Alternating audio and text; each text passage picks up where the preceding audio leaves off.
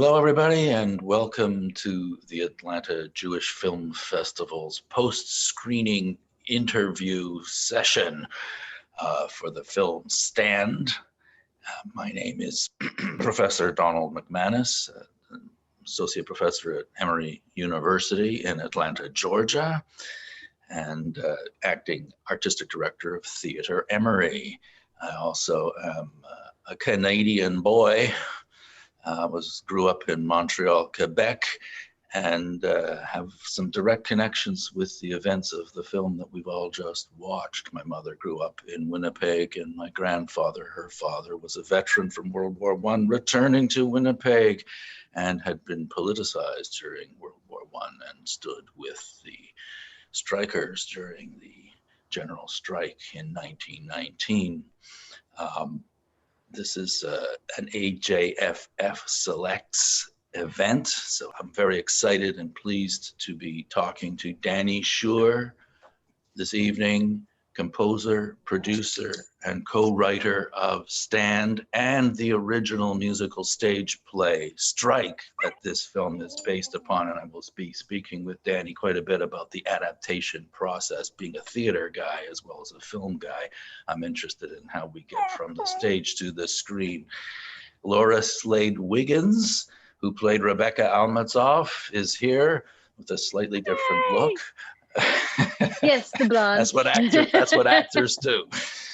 And Marshall Williams, who played Stefan Sokolowski in the film.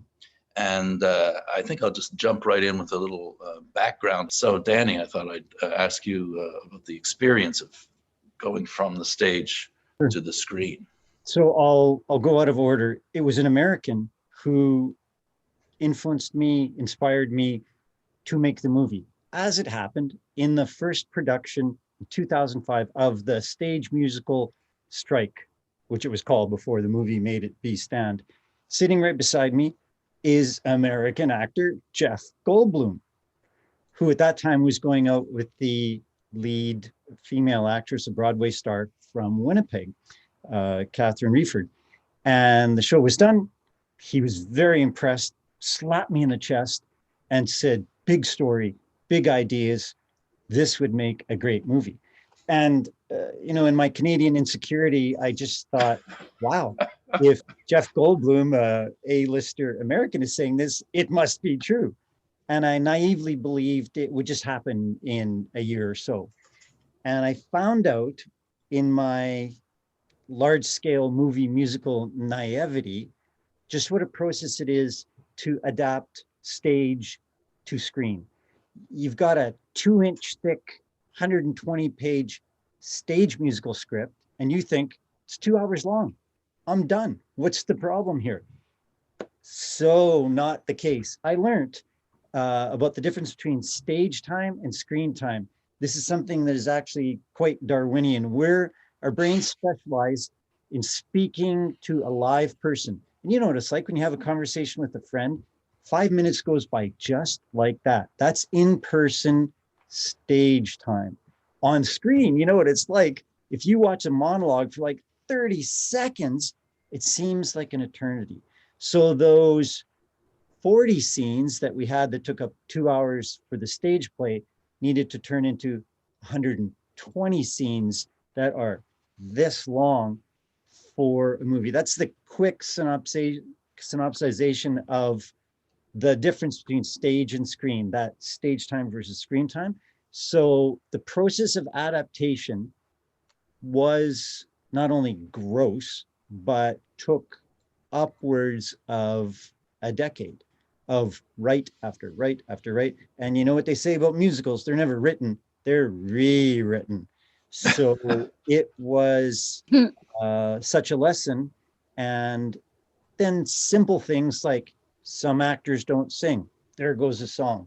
Some songs that work on stage, the director said, yeah, it's just not doing it for me. It's too old-timey. And we don't have 500 people that can sing, or we don't have the budget to have 500 people singing a song. So a lot of the stuff from the stage show got left on the cutting room floor or just didn't make it in at all, because really it's apples and oranges. all the more reason people should see the stage show if they get a chance after the movie. You mentioned that some actors can't sing. Was everyone singing their own parts? There was no dubbing of roles. You should speak to Laura and Marshall about that. We took great pride in no dubbing. This was not like the Hollywood musicals of old where everything was dubbed. And it was just a joy recording Marshall and Laura when we did back in 2018 in Winnipeg. Well, let me ask you, Laura and Marshall, about preparation. It was a little easier for Marshall since he's from Winnipeg, so he probably had heard about this event throughout his, learned about it in school and all of those things, and knew that the territory, physical territory of the city and that kind of thing. Were you familiar with Winnipeg or Canada or any of this history before you got the screenplay and told to get in your Jeep and go to head north? How did you prepare other than learning the music, obviously?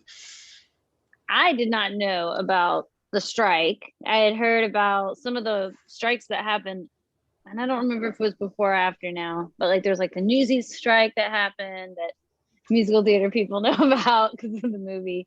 My experience with Winnipeg was like that one episode of The Office where Michael Scott gets like a vacation to Winnipeg. So I had a huge learning curve, but it was fascinating once I got there how, because a lot of our buildings are historic there, and all the history is there's still a walking tour, not to mention all the cultural information on our characters that Danny was able to make sure that like I understood about, because he has a Jewish side of his family and a Catholic side of his family, and a strong immigrant presence, right? Is it both sides, Danny? Yep. That came from the immigrant? Yeah. So and it's crazy to me how many living people, like ancestors, that can still really tell a lot about that voyage coming over to America and how they were treated and how they felt. So it was all fascinating for me to be immersed in that. It was very rewarding and heartbreaking at the same time. So Marshall, you're a Winnipegger, so you knew the turf. Yeah, you learn about it in school and whatnot, and you see any of the historical sites that are around. I think in terms of prep, probably just learning the accent was the most difficult thing, but I'm usually pretty all right with sound things, I guess. I got to add that when we were recording Marshall, it was just such a joy because usually you have to do so much introduction of the musical aspect and the technical aspect. Marshall just showed up and was like, I think I should sing it this way. He had a real vision of like what you had to sound like because of what was going on in the scene. You couldn't just sing the song. You had to act like the scene was. He was damn good at that. Yeah, I think you have to thank you, Danny, as well. I think when you're reading the script, then you have to realize that what you're singing that's going to be what you have to sing on the day. So if I don't want to give out a spoiler, but if something really bad happens, then you're probably going to sing in a way that you're emotionally something is very bad happening. You can't just sing it clean. So you have to like read through the script and make sure that vibe is going to be appropriate for what that is. You're doing the acting scene and then rolling right into doing the kind of capturing the performance of the song and the shooting day.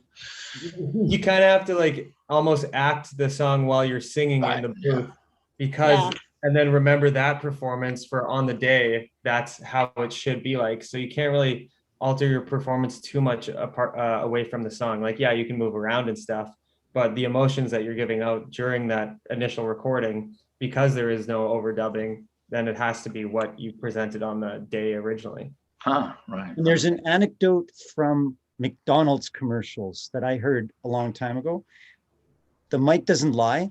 And the story goes that for McDonald's commercials, without seeing the singer singing in the studio, an executive said, they're not smiling.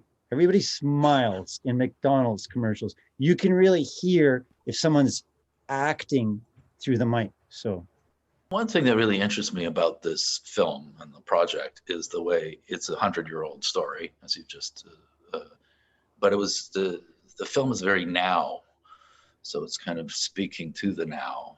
And even since you wrote the show, it's more, I think the relevance of what the struggle is seems more apropos than ever. And my understanding is that Lisa Bell's character was an addition or an adaptation from the original stage show. And I was particularly interested in Gabriel, who plays Gabriel, if I understand it correctly, the Matesy guy, which is not in the original strike.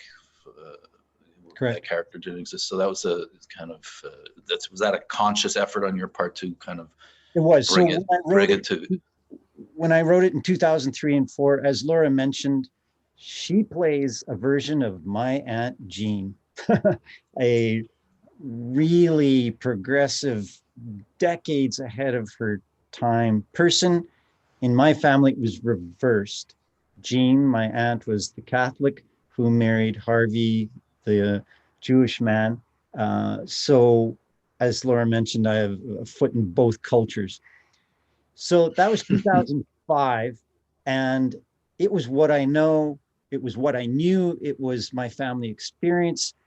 But come 2018, we get a director who's a specialist in musical movies, specifically dance musical movies, a 25-year Hollywood veteran, a Canadian living in Los Angeles, Robert Adatui.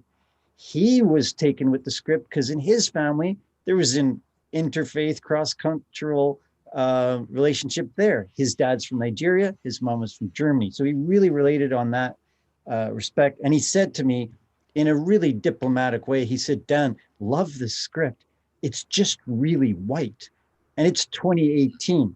I know for a fact there was Black people in Winnipeg. I know for a fact there's Indigenous people.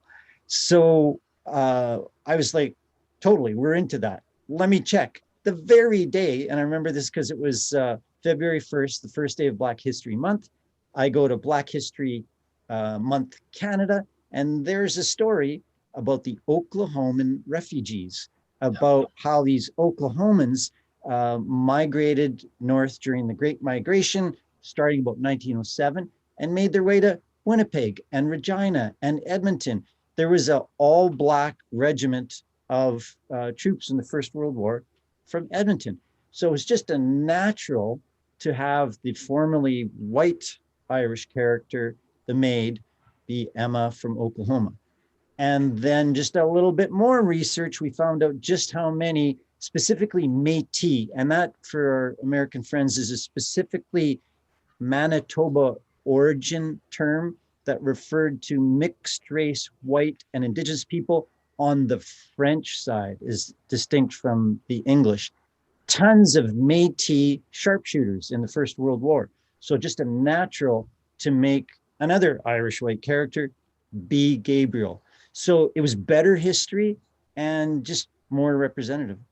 So, Laura, was there any particular struggles that you had in dealing with this role? And well, there was definitely a fine line to realize when she would be going into unsafe territory, like being too bold, because obviously we're going through our own kind of women's Reformation movement going on now, even in 2021, with like Me Too and the job, like, you know, getting women into the workplace and all that stuff. But back then I was dealing with a girl in really almost 1920 who didn't have parents, who had her faith that meant a lot to her, but she wasn't going to use that as an excuse not to be a part of the story. And so she puts, you know, Stefan's family in grave danger doing what she's doing.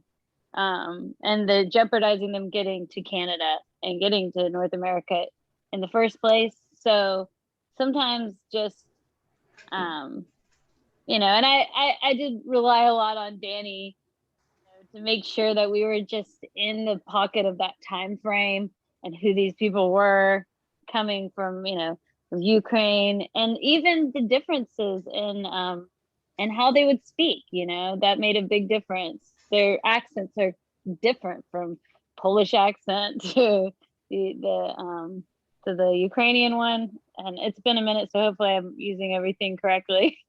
But it was, those were my challenges, was just to be really specific with what she was doing and what was bringing it about, versus just making her, a suffragette that's ready to be on the move, but why she is and what her perspective is, not having parents and kind of being orphaned from all of this. It's just her and her brother, and her brother is, Moisha is very overbearing on her. So she's constantly trying to get the upper hand and also have her voice in this movement. I'm interested to hear from Marshall about this as well. The whole dialect problem, because obviously the community in Winnipeg today doesn't still hang on to even a Yiddish accent really anymore. But Laura, your character Rebecca, where's she from? I mean, do you have a sense of where in the old world Rebecca had her roots, or is that a thing Rebecca wouldn't be thinking about, just kind of running with it? Well, we did think that we did decide that she probably moved fairly young, but I don't know exactly where in Ukraine. I think, Danny, do you have an answer to that? Because that's actually really interesting for people watching the film. What I always say is, this is how Stand is somewhat of a sequel to Fiddler on the Roof. What was going on in those shtetls is just like what you see in Fiddler on the Roof. On that side of the river was the Jews, on this side was the Christians, and it was all the Pale of Settlement, which is basically a swath immediately south of Kiev, that whole agricultural land. So roughly everyone who's Ukrainian who ever came to Manitoba, be they Jewish or Christian, came from like about an hour or two south of Kiev. I could tell you the exact cities, I won't go into that. But when I was doing research about my family, I learned more about my family from the repository of Jewish history in that town.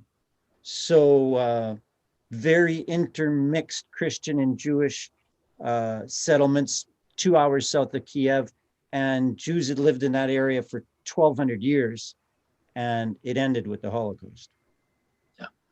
Marshall, how did you struggle with the dialect for this Ukrainian? Well, he's a New World guy, but he still has his father's accent hanging about him. It's just learning another accent. I guess you and the actor playing your father were kind of riff on that, and I assume that's not his natural dialect either.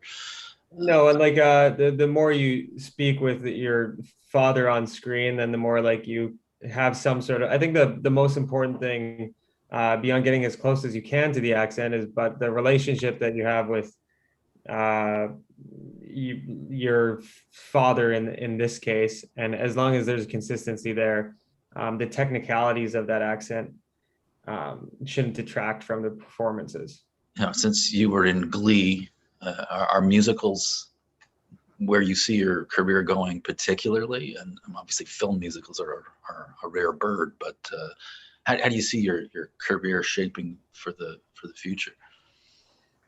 I always like a challenge in things, so I always look for challenging projects if they come across my table. Right now I'm on my third script that I'm writing. I'm in the process of recording a bunch of songs, and then probably going to start doing some other things as well. So I think challenging roles for acting is ideally where I want to be in, and then pushing forward the back end of projects and creating my own things. Laura, you brought up a subject I think is kind of important, of this character as a dynamic young woman of that period. Of course, the women before World War I, the women are out there, like I think you used the term suffragette. When are we ever going to get the vote? this idea of her as a new woman, that was a big, was that, you know, what one of the things that drew you to the script to kind of, I guess it's a little bit of that, what I was asking Danny, the now in the past, I guess it's a, you know, strength of the film, in my opinion. Was that something that popped out for you when you read the script? Absolutely. I really found that to be a very rich character, and I think she goes through a lot of development because she really, I'm used to playing characters, I guess, that are pushing the boundaries for where they are, but not a lot of them seem to understand after they've pushed too far. And there's definitely the point where Moisha, or not Moisha, well, first of all, where Moisha gets arrested, I think she fears that she's pushed too far, because now she's put him in jeopardy. And then also once the letter comes in from Stefan's family, I think that you see that she wasn't trying to separate the family, but she believes so fervently, and she's right in what she believes in. It's just going through those emotions, and I see it even today when women are trying to push ahead. Sometimes we push so far ahead that feelings get hurt, and the line gets crossed in a way that nobody meant for it to come across that way. And so it's like two people arguing over different things. But I like how at the very end of the movie, you do see this coming together on like what the principle of the whole thing is, which is just human lives in general and what are they worth at the end of the day. And I think the movie paints a pretty prominent portrait that everybody is important, even the little girl at the very end who can't find her mother. You know, there's nothing more important to Greg's character than finding that little girl. Right. Well, that's a really interesting answer. And you know, thinking back to your performance in the film, where you're kind of tipping from, you know, where she's this dynamo, but then fragile, and at the, you know, when in the next beat, and I think that you've kind of unpacked that for us. And sounds as if maybe the love story is the anchor there. That's the, you know, that these two guys can grow together. That's the way for the future. So maybe I think so. Yeah, I definitely feel that you know, the two ideals are able to kind of blend, and that's where a lot of us come from, is from these mixed families, and that's what's beautiful about, you know, North America in general. An elderly woman said to me, because I said, so what would it have been like in 1919 for an interfaith relationship? And she just sort of looked to the air and said, a Catholic and a Jew, people were killed for less. Yeah. We have no idea how bad it was. Danny, what are your plans from the film moving forward? Have you watched it with an audience yet and got the... Oh gosh, yeah. Like we're a year-ish delayed due to COVID. So in in September of 2020, the plan was that it was to have been released in 1,200 theaters across the United States. That didn't happen. So only on May 1st of this year did it come to digital in the United States. On May 18th, it's being released in Canada. So it really kind of is just getting its first audiences. The patrons of the AJFF are going to be seeing it as fresh as anyone. So it's kind of been in COVID suspension for a good year and a half. It's just now going to play in other territories other than Canada and the United States.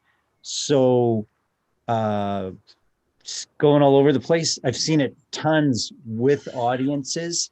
It was released in Canada pre-COVID in theaters. It became the #1 Canadian movie at the box office. There was nothing more glorious than watching your own story in a packed theater in your own hometown, seeing your hometowners like Marshall and the Atlanteans like Laura. It was a glorious thing. I think one of the big strengths of the film, we're going to just wrap it up now, but one of the big strengths is that it's honoring that legacy of intellectual history and courage and labor movement, etc. But also it's a film with a lot of hope in it, especially for young people, which is what a lot of my students and the younger generation are already looking for. They're struggling with angst at the moment, social unrest. And what's the future for me? If I have a baby, what's the path for it? You know, and I hear them talking about that a lot.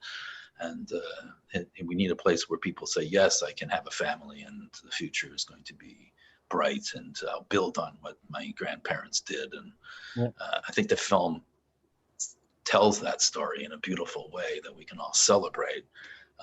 And it's really lovely that you could join us and say hello to the Georgia and Atlanta audiences who are starved for some excitement and being moved and remembering what it's like to get out in the streets and fight the good fight. Thanks y'all for coming here. I'm gonna sign off from Down Under. See you soon. Cheers. Bye-bye. Thanks again. See you, Laura. See you, Marshall. Bye. Thanks a lot, Danny.